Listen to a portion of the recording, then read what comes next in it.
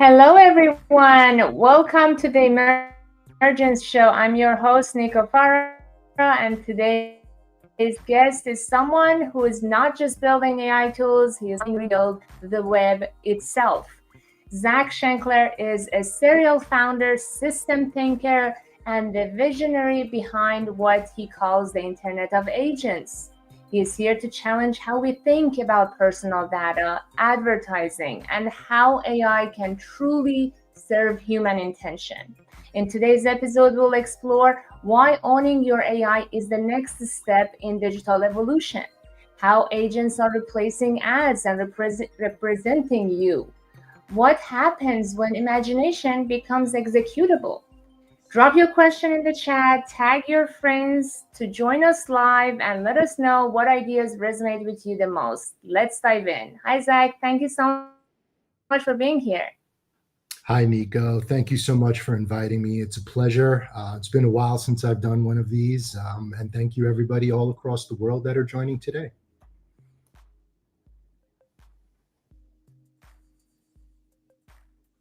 Amazing. We're so excited to dive into this. In our show, we talk about emerging tech, and AI has been a hot topic. And we haven't really talked about this aspect of AI, the sovereignty and, the personal AI aspect. So I'm really excited about this topic. Cool. So let's start with your personal and professional journey. You have had several great businesses before this, especially with social commerce platforms. So I would love for you to kind of walk us through your journey before getting to what you're doing now. Sure, sure. Sometimes I don't even know where to start with these things, but I really like to talk about the fact that imagination is about reading, about absorbing, about content, about information, and really about worlds. So I really think I started off at a very early age with reading voraciously science fiction, fantasy, information. I ended up going to college for English. I ended up dropping out of college and I started working as a technical recruiter on Wall Street. And that opened my eyes to technology. So I came from this world Wow. of fantasy and science fiction, and I ended up recruiting technologists that were doing predictive modeling, mathematical modeling for major Wall Street companies.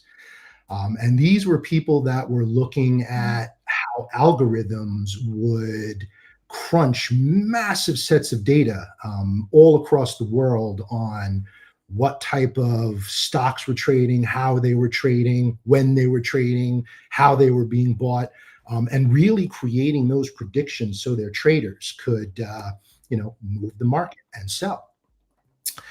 So that's how I started. I did that for a number of years, and I really, really fell in love with technology. It really caught fire, and it's something that I realized when I became exposed to it at a really high corporate enterprise level.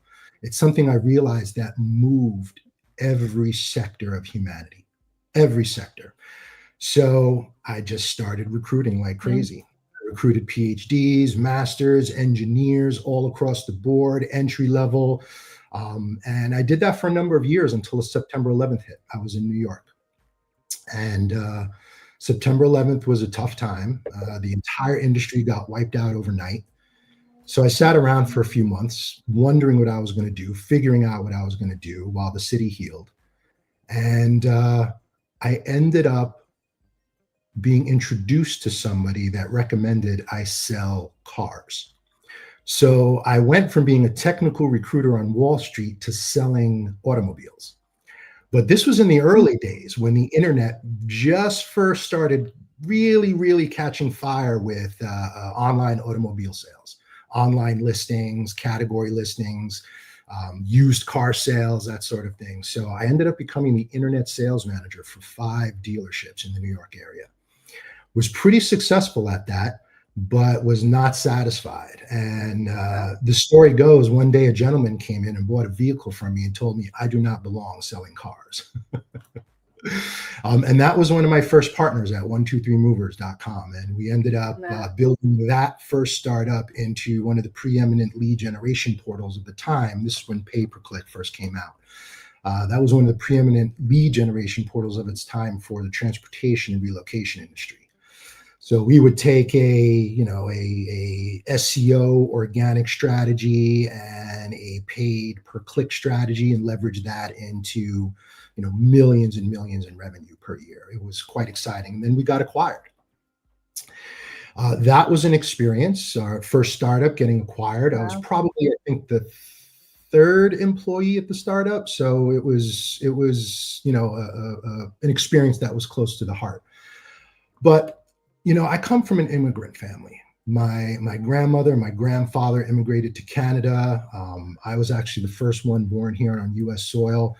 I grew up in New York at a time where food stamps was all I knew, and I really wanted to change the world. That was in my heart. That was in my soul. I wanted to change the world, and I wanted to build tools that would empower the individual, that would empower them with a sense of prosperity. And prosperity is not just financial. It's whatever it is to you, what it means to you. And that was my overriding goal. So I said, how do I do that online? Because this digital explosion, this thing that's coming online, and the cloud was just, kind of being born at that time. This thing, mobile, was very early. How do we build these tools? How do we envision them? So I met somebody, a partner for one of the startups. I moved to India for almost a year, and through another contact of mine, we moved to India, and we ended up acquiring an organization, hiring 50 people, leveling them up, creating the team, integrating the hardware, coming back to the US. And in 2004 and 5, we launched what we think is one of the first social commerce platforms in the United States. And that was quite an experience. We grew it organically to 18,000 paying members at the time. Didn't know what we were doing, learned on the fly, tried to build things that technology was not able to build at the time, and failed beautifully. We ended up selling off the technology, and that was my first startup. From there, I built 2 different agencies and ran agencies to profitability. I launched another social commerce startup called Halanis in San Diego about 12 years ago, 15 years ago. We filed several patents in that situation related to what's called digital spaces, which is highly relevant today in terms of digital twins. I ended up building a machine learning engine with a not-for-profit organization and law enforcement professionals across the United States to combat human trafficking, find and combat human traffickers. And ended up building a digital currencies loyalty platform that worked with fintech and banking systems. So I've built everything from small business websites to large-scale e-commerce, social commerce platforms, banking platforms, digital currency platforms, fintech, loyalty, banking wallet. I could go on and on, but that is my story.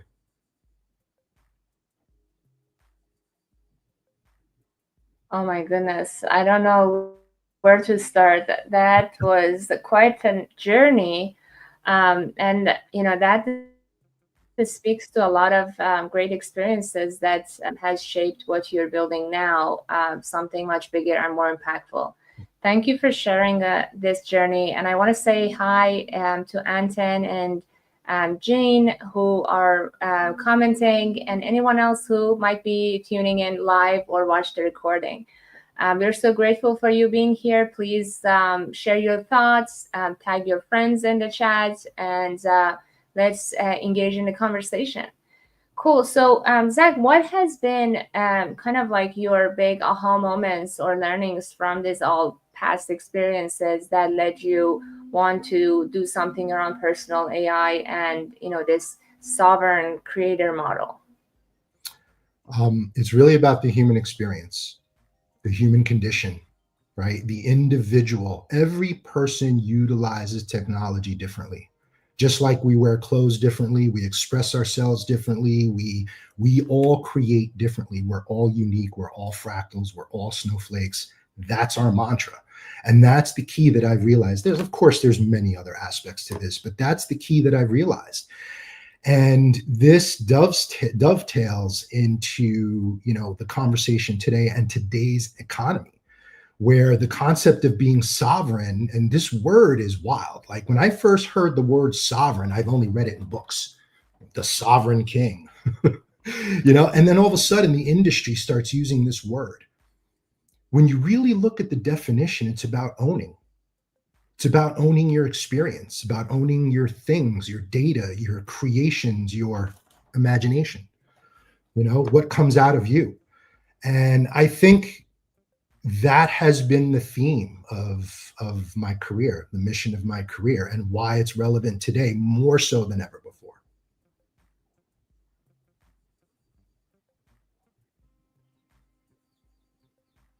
Love it. Thank you for sharing. And can you explain a little bit the concept of personal AI for those who may not be familiar? And like what makes today's personal AI different from what came before? Sure. Well, I think every other engine in existence previously was trying to personalize. And it was trying to personalize for the benefit of its owner. Its owner has been a platform. You use an application, you use a platform, you use any of the giant technology interfaces and portals, and they're all platforms. So anything that you create is essentially guided and owned by that platform. Right? So that platform is trying to personalize consistently and constantly to you in order to sell more to you, to have you use more, log in more, click more, do more, create more, right? That is not personal AI. Personal AI is intimate. Personal AI is yours. Personal AI is learned by you, learned for you, learned with you. It is something which is like a journal, right? But a journal that has an intelligence that is able to prompt you like you're prompting it. Something that is meshed and integrated into your life. Something that is trusted because you maintain your sovereign control over it. You know where it is, you know what it does, you know what it can do, and you know that it's loyal to you. That's really one of the key things here. We could talk about data safety and security for any of the large language models and foundational models out there. But at the end of the day, a service level agreement can change, right? An internet outage could end your connectivity. It's whimsical. It's not yours.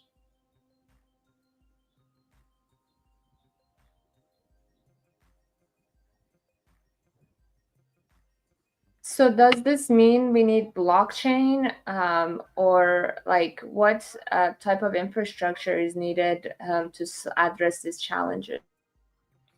Yeah, that's a really, really great question. I think blockchain is a part of it, but it's not the central piece. I don't think there's any one central architectural piece, but the mindset and the concept of how we construct this is always from a local first mentality, always, right?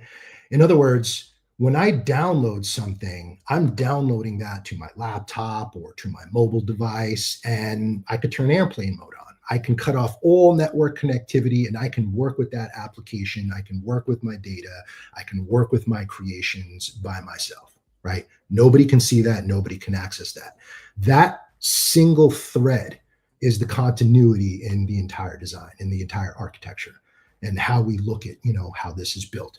And then you build up from there and you layer in security, you layer in privacy, you layer in trust, you layer in obfuscation of data, you layer in, the ability for the AI to say, hey, that's not information you should be sending, to this particular participant or recipient, and really having something that allows you to see the things that you can't see and control the data that you normally aren't able to control. Very good point. Yeah, we have to build trust somehow, and starting local and focusing on those elements is very important. Thank you for sharing. We do have a comment from JK saying, I love the concept of sovereign AIs as the next level digital twins can or should be trained on our neural mapping, hormone profile, complex data sets based on observations and history training. They will be the holders of our secret selves. Do you have any comments on that, Zach?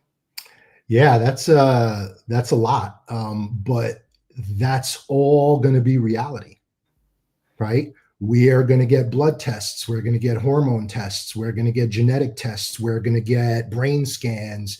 There are going to be technologies that allow us to see physiologically into our body like we've never been able to see before in real time.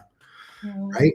Where's that data going to be held? Who is going to maintain sovereignty and ownership of that data? Who queries that data, right? And who gives you the opportunity to share that data when it needs to be shared, who it needs to be shared with, and furthermore, in an emergency, right? What if you don't have the capability to share that data and it's critical for your survival, right? Who is going to be able to access that in real time, right? And in a sense, where all the participants that are part of saving your life in that critical situation are aware of that data.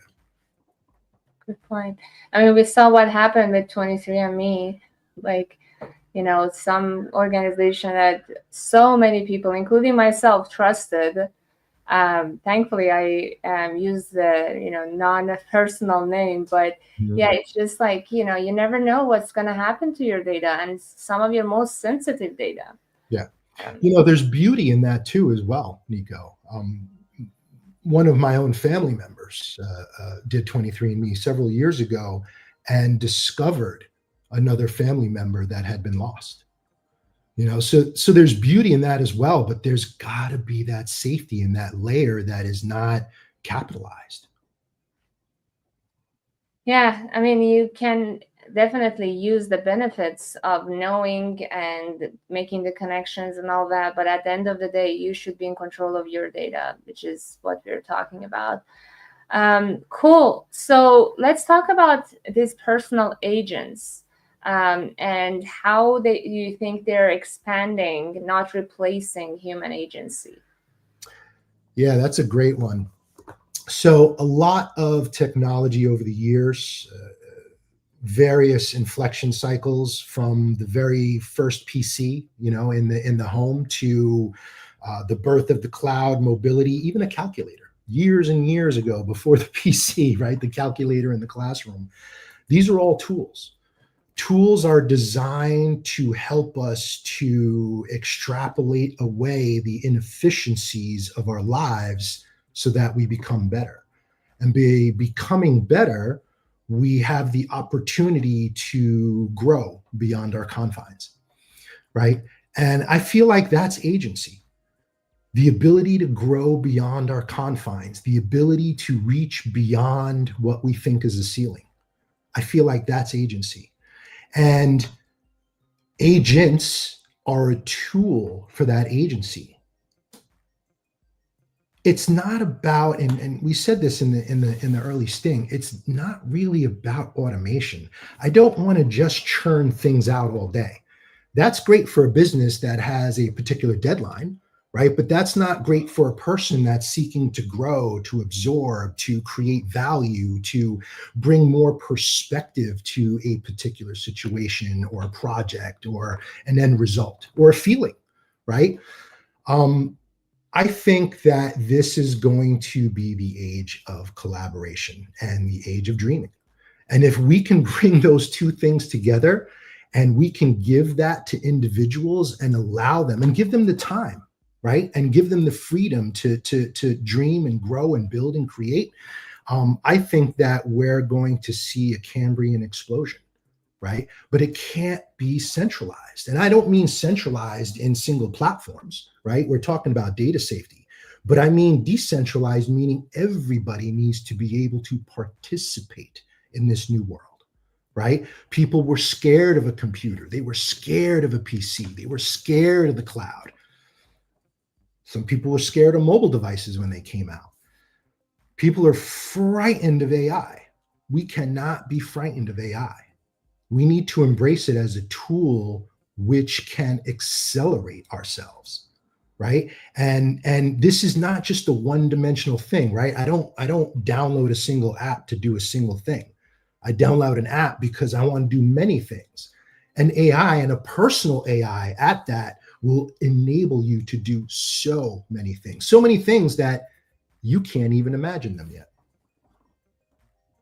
Such a good point. Yeah. And someone mentioned in the chat creative economy and a lot of empowerment that comes with this. Really good point.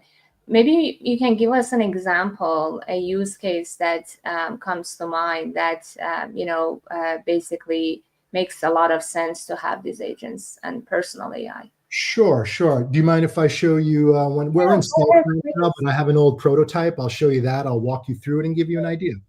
Yeah, and also feel free to tell us a little bit more about your organization you're building, Balance AI, and what it entails. Thank you. Well, let's do this one first. And we have a comment from JK. I'm championing the idea of personal agents, digital twins, and robotics being our personal workforce instead of soul-destroying UBI that will likely roll out as many more roles become redundant. Yep, good point. Thank you, JK. Well, I'll get to that in a moment. What we have here is an old prototype. We're in stealth at the moment. The new version is going to be a lot cooler. But this is to really show you that this world that's coming, these world of agents, it's not just automation, right? It's an extension of our lives, a negotiator, a creator, a guardian, whatever you want to call them, whatever persona you want to put on them, it's really going to be that extension. So for example, and what we're building is an ecosystem application. It's both for consumers and for brands, right? Because brands have agents too. Brands are going to be sending out agents by the tens of thousands to communicate with you. Why can't you have agents that are communicating with their agents and doing things for you that normally take your time away, that normally capture your attention and sink it away into things that really don't give you the growth that you're looking for? We can extrapolate all of that and really create experiences that bring us not UBI, but prosperity, right? So for example, we're in a network here and Apple's agents all of a sudden have said, okay, I want to send out a fitness challenge to a bunch of our consumers in the market. And there's millions of them. So anybody can participate in this. Well, if I click into that, Apple's going to say, wow, connect your Fitbit, connect your Apple Watch, connect your Aura, connect your Ray-Ban lens, whatever, device or AI or tracker that you're going to use during your fitness routines or your walking routines, go ahead and connect that, right? It's your connection. It's your data. You're recording it. Your AI is capturing that. Get out there and get stepping. Create some videos and post your experiences. Tell people of what you're doing, right? Create that movement. Join in that opportunity. And share the challenge with your community. So there's data connections which have been mapped here. There's AI, which is helping you along. There's a progress here, but this is a contract, right? And Apple now gives me a reward for achieving that contract. It could be product discount. It could be unique experiences. It could be greater support, greater recognition. There's so many different opportunities to connect at a real relationship level. Way beyond just an advertisement that's trying to hit you because you searched for something online for a birthday. It's ridiculous, right? But when you enter your AI experience, it's something that is relative to you. It's your work, your calendar, your histories, your contracts, what you are trying to monetize, your creations. It's your goals and achievements. Wow. So you're saying just like a business can shout into the void and advertise to me today, I have the opportunity to shout into the void and advertise to the businesses that I want to engage with. Or maybe I'm putting out an advertisement. Hey, I want to learn machine learning and web coding. Or I want to learn rock climbing and get really super fit. That's a goal of mine. That's a really big aspiration. Well, wow, Beachbody responded. Local nutritionists responded. Local gym subscriptions responded. YouTube finger strengthening routines were identified. And these contracts were added, which actually subsidize my goal and my journey. So now multiple brands and businesses are engaging with me, are supporting my goals, my journeys, my aspirations. It's pure fluid commerce, right? It's all agent to agent and it's all pure communication. There's no APIs needed. Agents can communicate with language, just like you would call a customer service agent back in the day. So, we could go on and show more, but this is essentially the core of the system that we're building. There's creation, there's generative, there's remixing, there's videos, there's posting, but this is really one of the cores, which is commerce. And commerce is one of the very basis of our lives. It's how we thrive, right? And then lastly, what we did is, instead of all these nested points of messaging and chatting and connecting, we said AI is your core. Everything else is an application experience, whether I'm going to be chatting with people, whether I'm chatting with machines, whether I'm conducting commerce, whether I'm looking at my digital twins and I'm training my twin to go monetize on my behalf and go talk to people, right? My integrations, my media, my storage. This is about devices too, right? I might have a laptop. I might have a mobile device. I might have some glasses, some ear pods. I may have 5 other devices, a Wi-Fi at home, some smart fridges. All of those things are data, conversations, connections, commerce. So there you go. Wow.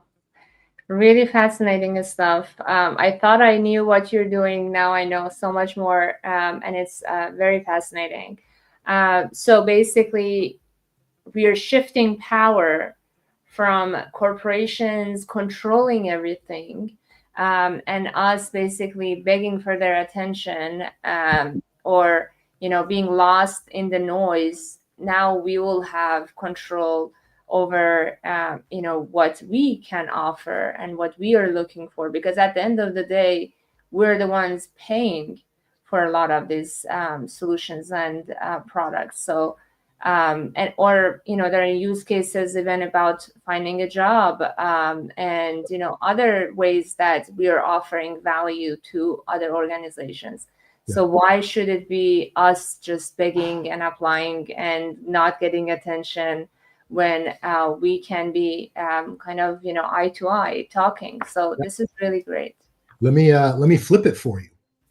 I am a marketing manager, and my CEO just called me and said, why did we lose 20% market share overnight? What's going on in the market? Okay, well, in the world of the past, I may need $1 million budget, a team of 5, and 3 months to run that campaign, gather the intelligence, see the analytics, compile it down, extract the intelligence, create the report, get the meeting with the CEO, present, et cetera, et cetera. Yeah. In the future that we're trying to build and see, that marketing manager is going to contact her personal AI at the business, right? Because the business will have their own personal AIs that are deployed per employee. And they're going to say, we had a 20% loss in market share. I need to talk to all of our customers. Please create a campaign to understand what's going on in the market, and let's add a significant reward. Execute. 6 hours later, hey, I've spoken to 1 million customers. I've compiled the data. I've had those conversations.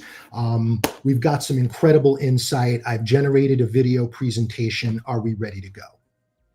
How much did that cost? I don't know, 100K, 50K, 20K, compared to $1 million in 3 months. This is the future that we're looking at. And it's real data. It's not just, looking at the cookies or guesses and guesstimates about everything, or even forecasts about things that people may or may not buy. If we actually access these agents, we will have access to the real valuable data. So really fascinating stuff. And we have a lot of comments to get into. People are very excited about this topic. But I'm just curious in terms of the bigger corporation side, when they want to have control over the data and like the communication and everything.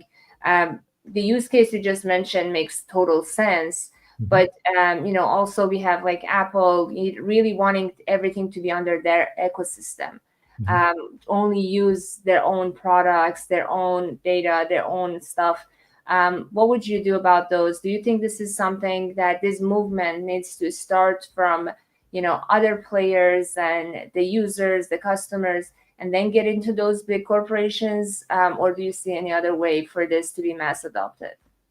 I think that in the paradigm that we're building, Apple is just hardware. Apple is just an operating system, right? Same thing with Windows, same thing with Android. Obviously, those devices, there's pros and cons and conversation in the market about what that all means. But at the end of the day, they're just hardware, right? Apple has WWDC recently. Apple released the ability for developers to work with their on-device language models. Why are they doing that? They're opening up things to the ecosystem, not only because of regulatory pressure from overseas, but because the sense of sovereignty is beginning to mount, right? The sense of data ownership and the sense of not working with these closed ecosystems.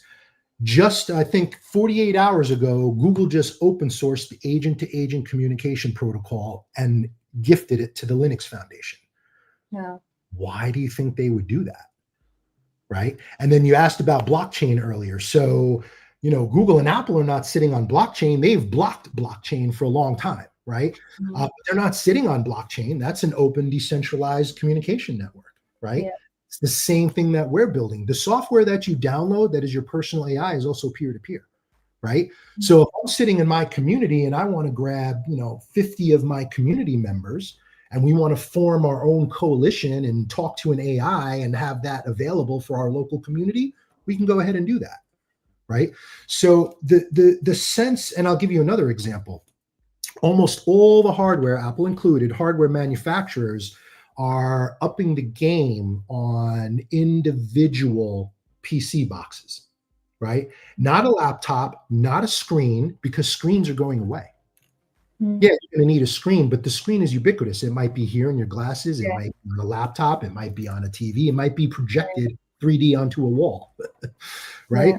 So now they come out with the Mac Mini, and there's 50 other organizations that are doing this now. Why did they put all of this effort into the Mac Mini, right? The hardware explosion is going to be part of the users or the human users stack. And that's it. It's just going to be another component, right? And their personal AI should be able to traverse any hardware. Love it. And as JK mentioned in the comments, the robotics is so important. And so, yeah, it's all go hand in hand. Awesome. Thank you, Zach. This was awesome. I want to get into some of the comments and questions for our great audience. Brian suggested that there is a project from MIT that is in support for an open governance of this emerging web of agentic systems. He shared the link. Thank you, Brian. And then we have some conversations going between Anton and JK. And let's see. We have Anton mentioned we have plan. It's in a decentralized manner to avoid troubles with personal security and manipulations. So you guys are doing decentralized, Zach? Is that how you guys are structuring? So we are decentralized, we are distributed, but we are also able to communicate with every other network, the web included, the traditional internet included, right? So it's not a one-sum game. It is a system that utilizes all networks. Nice, cool. Awesome. And let's see what else we have. Yeah. I know Brian mentioned the MIT project. I respect Project Nanda a lot. I think that they're at the cutting edge of the development of Internet of Agents. And it's not just us. It's not just Balance. I've been on this mission now for about 2.5 years. Right. But there are some big players. I mean, Cisco's into this, Google is into this, LangChain is into this. A lot of IBM. There's a lot of organizations that are pushing not only big dollars but big resources to how this is going to work and play out. And this is the key, but the human needs to be the center of this equation. Very good point. Thank you. And we have a question from Felipe. What does AI-powered brand loyalty looks like in an agentic future? I think AI-powered brand loyalty is what I call the reverse subscription. In other words, do I resonate with you as a brand? Your values, your mission, your conduct, right? How you treat people, how you do business. That's number one. And then number two is, how do you come at me? How do you talk to me? How do you treat me? How do you recognize me? How do I contribute and grow and collaborate and build that value with that brand, right? I want to feel like I matter. I want to feel like I've done something. And that brand now has the capability in this future to personalize that experience to me and hear my voice. I mean, to me, I think that's loyalty. It's not necessarily just points. It's not necessarily just discounts, right? That's great when I'm looking for something on the fly, but a long-term relationship is going to be a long-term relationship with all the nuances that comes with. Very good point. And we're already noticing this shift of co-creation that brands have with the younger generation, especially. We saw that a lot in Web3, and now it has expanded beyond that. So a lot is shifting, really exciting stuff. And as you mentioned, the open source aspect is becoming a lot more common. Yeah. Very good points. Another question from Anton: what about solocorns? Well, yeah, this is very, very interesting aspect here. Very dear to my heart as well. I've been an entrepreneur for 25 years. You poll a lot of the Gen Z consensus data, and they say, I don't want to work for anybody, right? 97% say I want to be a creator. What does that mean for the future? Yeah. What does that mean for startups? What does it mean when not only today, but in the next few years, I can sit down and literally speak a platform into existence? Build me TikTok. I think it was Eric Schmidt that did that example, right? Build me TikTok and find all its users. It's a crazy request, but hey, what if you could do that? Well, then there is no barrier to creation, right? If there's no barrier to creation, then it's going to be about the imagination. It's going to be about your creativity, your ingenuity, and how you communicate, how you distribute that application, how you distribute that creation. Furthermore, it's not just an app, right? Maybe you're building some new science. There's new quantum materials that are coming out every day now because these agents are looking at algorithms and the combinatorial material sciences in a different light, in a different way. That is what the future means, where every individual, regardless of being an employee, where every individual now has the tools, the power, and the potential to be their own millionaire, their own billionaire. Yeah, it's happening already.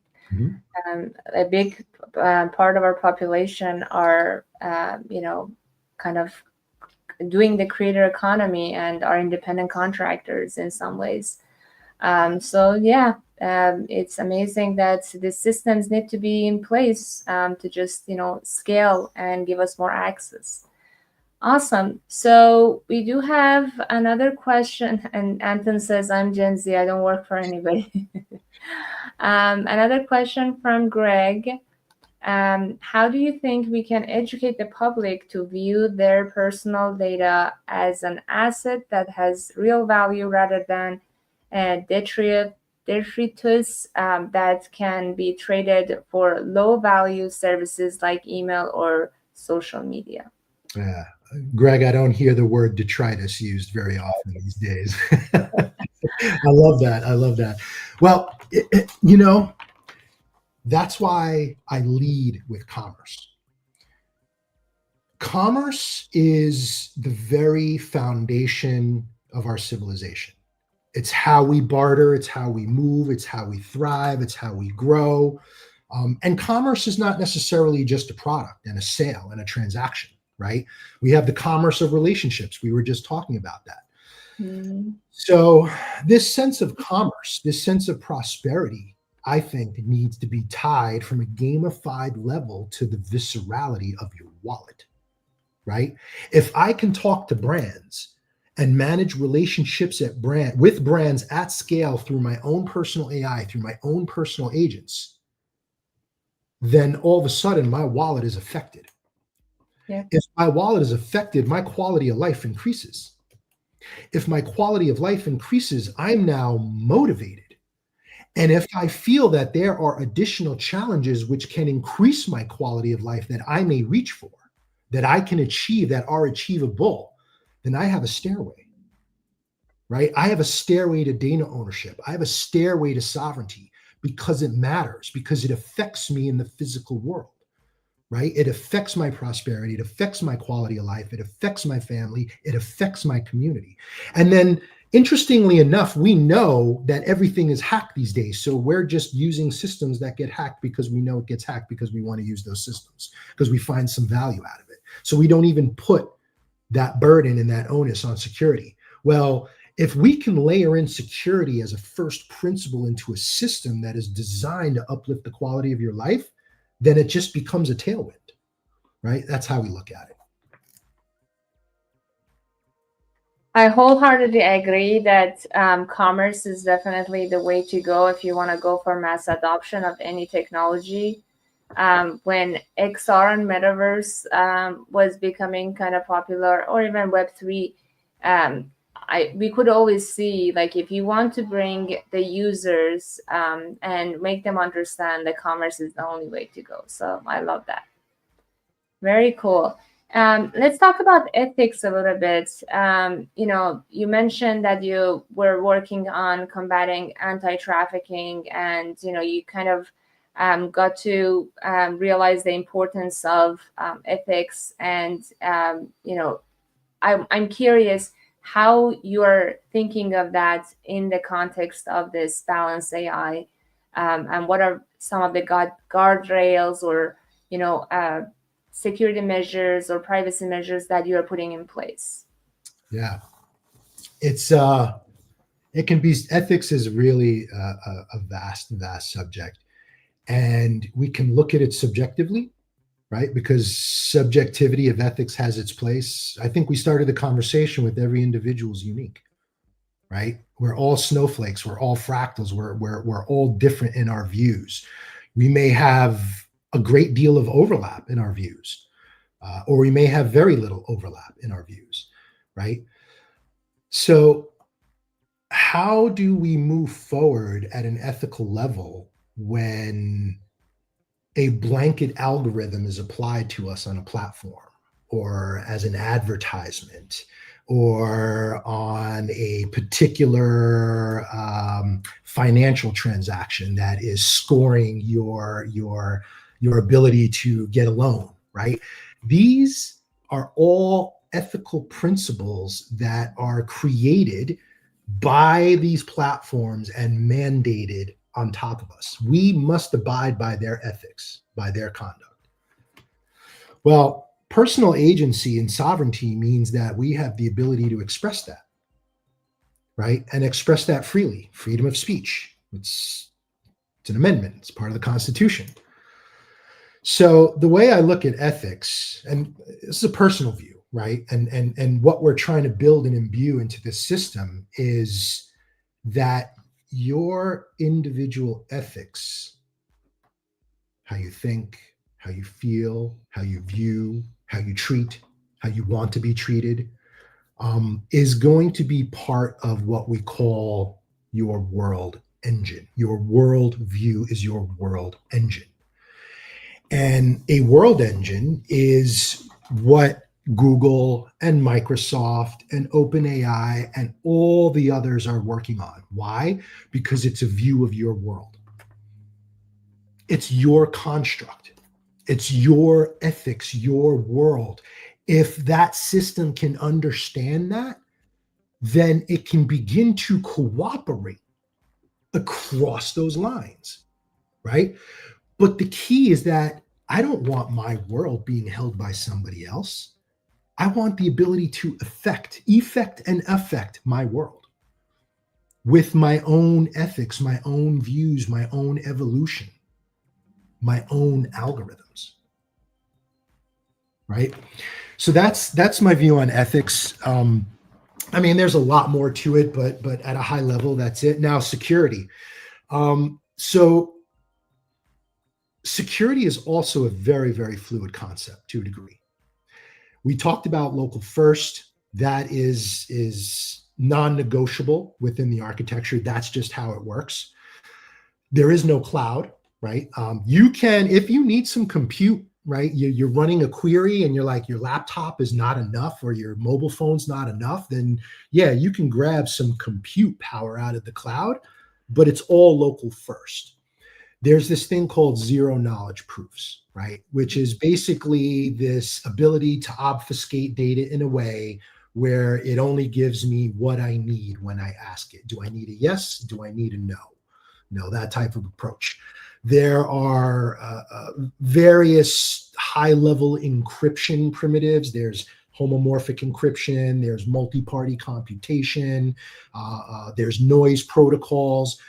These are all techniques that we're utilizing in different places in the system to either protect data when it's resting, protecting data when it's traveling between two different lines, or even engineering data where it's intelligent enough to have a stamp, a provenance stamp, a history stamp that says somebody messed with that data. I gave it to this business because we're in a relationship, but somebody tried to copy that, right? So it's multidimensional, it's multifaceted. It's not just one particular solution, and it's evolving. Just like there are new material sciences being discovered, there are new cryptographic primitives, new encryption protocols that are emerging every day now. Right. And then we talk about quantum. Let's leave that aside. But quantum is coming down the road. It's going to break Bitcoin. It's going to break blockchain. It's going to break every encryption standard that we have today. So, what are we doing? So it's always going to be growing and evolving. And that's our dedication as a company, right? Is that we want you to be the sovereign creator. We need to be the sovereign creator for the future as well, for the things, the underlying Lego blocks of the system that are going to help you to continually grow. Very good point. And that is why we need, a certain level of centralization to build these systems and keep up with this advancement in technology. So yeah. That's a really good point. Thank you for sharing. And we do have a question. How do you envision industries like education or healthcare adapting to this new infrastructure? Yeah. Well, let's tackle education first. So our belief is that the education world is going to change. It's more about lifelong learning, right? Than any particular curriculum. Yes, we have to be prepared to enter a workforce. But what does that workforce look like in the future? Mm-hmm. Are we knowledge workers? Are we sovereign creators, right? Does an employer call me or call my personal AI and say, we would love for you to collaborate with us? Maybe in the future, I'm a consultant of 10 different companies because they all want my viewpoint. So I believe education is going to be very, very similar, right? I don't believe it's going to be one institution. I don't believe it's going to be one professor at Harvard or MIT or, I believe that the greatest minds, the greatest pools of knowledge are going to be collectible. And that could be a microeconomy as well, right? Maybe if I have some great mathematical viewpoint and perspective and I'm included in this educational program, then I get a stipend from that, right? I get some sort of income from that because I'm offering my personal AI, my twin, to participate in that learning environment. And that learning environment can be crafted on the fly. I just mentioned the world engine. So very shortly, a couple years, I say shortly, it seems like a couple of years, I'm going to be able to pick up this device and say, I want a classroom for 10-year-olds with Einstein, Copernicus, Tesla, and a whole bunch of others, teaching them in a 3D environment. Wow. Right. So I feel like there'll be no limitation, right? There'll be an opportunity if we can embrace this. There'll be an opportunity to change from, again, centralized organizations to complete lifelong learning and pursuance of curiosity. Yep, it's very transformative happening. Really good point. Especially this concept of digital twins are going to really scale our capabilities. And as JK said, their AI will consult with yours. And that's why, you're not basically selling your time anymore. Yeah. You're going to sell your knowledge, your imagination, and everything else you mentioned. And briefly, Nico, about healthcare, I think that once we are able to own and control and freely, when we want, share to whomever we need to share in real time, instantaneously, our own biomedical, physiological data. Yeah. And I mentioned the emergency situation use case earlier. I think that'll change the game, right? And we talk about HIPAA compliance because HIPAA compliance is in the cloud. What happens to HIPAA compliance when it's here? Yeah. So then when you are sharing, then it will go to cloud, or would it go to another device again? It could do either, right? If you have a major medical institution that, needs to house your data centrally so that 100 different physicians can access that in real time, then they can do that, but that can be federated. Right? This term federated. There is a medical researcher that is trying to cure an incurable disease, and they need 10,000 participants that cannot be found otherwise. Mm-hmm. So instead of putting out an advertisement or a goal, they say, I need 10,000 people to help me cure the uncurable. Can you participate with your data, your telemetry, your bios, your information in a manner which was never shareable before? Right. Very good point. And so to help us better understand the scope of Balanced AI, is that going to be like an app that we all need to have on our phone and be able to empower our agents through that? Or so it's multi-dimensional. You can download to mobile first. We designed it so that it's not restrictive, but mobile can only accomplish so much. So you're going to want more. You're going to want to do more. So you're going to need to go to a more powerful device, your laptop or your desktop or your NAS device or whatever, your Mac Mini or whatever. You can also link devices, right? So if I have my personal AI here, and then I have my personal AI on my desktop, then I have my personal AI in my Ray-Bans. All those agents, it's one agent with different facets, let's say, are all going to communicate, right? And collate that information between that. It becomes my own personal cloud, my own personal network. Yeah. Very cool.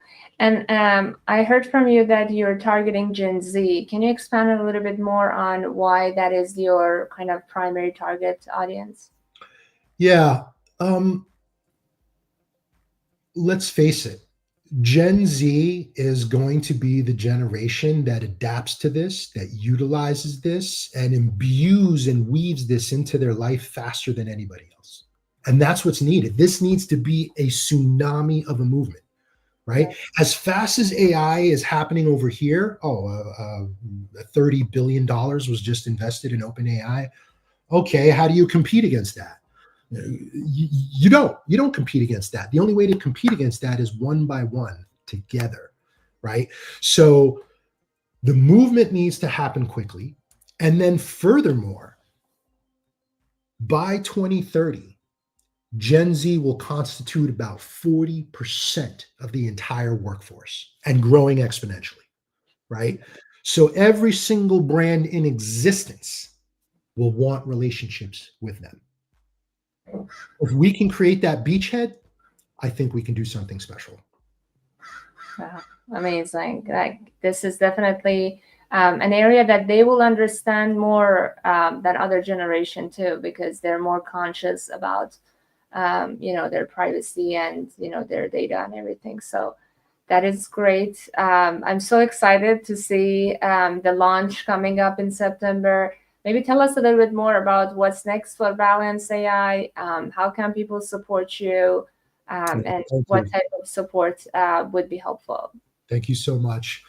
Well, currently we are working with a select group. We'll be doing some private beta. So if you're interested, please sign up at our website, balnce.com.ai, sorry, Balance AI. Please sign up at our website. We will be selecting groups of individuals in blocks and releasing the application. We'll be doing that beta and we'll be fully launching to the world in September. Wow, amazing. Really exciting stuff. Are you planning to collaborate with brands as well? What would that look like? Yes. So we're currently talking to several brands, top brands, that are very, very interested in this technology and in this future. I think a lot of organizations know that they need to get on this ship, that they need to get on this wagon, but they don't quite know how. There's that experience hasn't emerged yet. You can go to Salesforce and go to Agentforce, right? But you're still hitting the consumer on social media, through their text message, through their email, through all the same old channels. So, I think that is going to be the way. We're launching in September. We're talking to several brands, but here's the key thing. Every single user can refer another user to the platform. Right? You think this is great? Imagine if 10 of you were doing something together. Imagine if 10 of you went out and recruited your local businesses. Imagine if your local businesses were so appreciative of getting them on an AI platform, which is able to propel their business into the future and create incredible connectivity and stickiness, that maybe they give you a lifelong soda subscription. I don't know. I'm just coming up with some crazy stuff, but this reciprocal economy, this reliance upon relationship is, I think, what is going to win the day in the future. It's about being more human. Yeah, I mean, word of mouth is one of the most powerful marketing tools, definitely. That is really powerful. Thank you so much, Zach. Is there anything else we didn't cover that you would like to add? I mean, there's so much. The key thing, everybody, is you are unique. You deserve an identity. You deserve to own and control and leverage your data the way that you want to leverage that. And every agent that you own and represents you is an extension of you. So it's your identity too. And when you're in our network, you should know that every agent or brand agent or user agent or creation that you interact with has its own trail of trust, right? That is really one of the keys. So I leave everybody with that. Nico, thank you so much. This has been an absolute pleasure. Thank you. I feel invigorated and I can't wait for the day. Amazing. You're amazing. Thank you for what you're building. This is true empowerment, what especially you ended with. We keep talking about empowerment and giving access and scaling these resources, but this really is about empowerment, what you're building with Balance AI, and brings the balance in the society that, power needs to be balanced, especially if we are bringing a lot of value to these organizations. Thank you so much, Zach. This was so insightful. Thanks to our amazing engaged audience, Anton, Brian, JK, Felipe, Jean. We had so many great engagement and audience that joined us live. We appreciate you. And those who will be joining us and watching the recording after, Greg, I appreciate your question. And feel free to connect with Zach on LinkedIn. Is that right, Zach? Is that the right place to find you? That's the best place. Awesome. And we'll be back next week. We actually have another great friend joining us, Doug Searles, talking about his intention economy, my terms, and other AI perspectives. So join back next Tuesday, 12 p.m. EST. Thank you, Zach. Can't wait for the launch and can't wait to stay in touch. Thank you, everyone. Have a great rest of your day. Bye.